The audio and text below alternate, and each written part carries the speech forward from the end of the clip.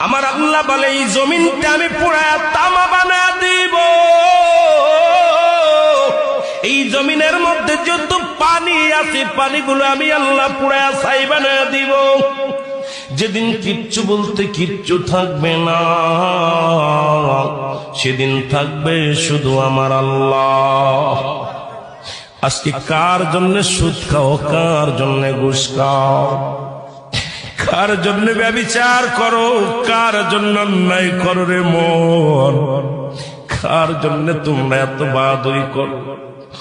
আরে আজকে একটা কথা বলতে গেলে কষ্ট হয়। এই জমিনটা আল্লাহ পুরায়া তামা বানায়া দিবে। এই জমিনের মাটিগুলো পুড়ে হবে তামা।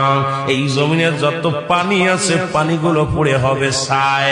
এই দুনিয়ার মধ্যে কিচ্ছু যেদিন থাকবে না, ওই তুরস্কের কত বাহাদুর, কত টাকাওয়ালা মিনিটের মধ্যে 30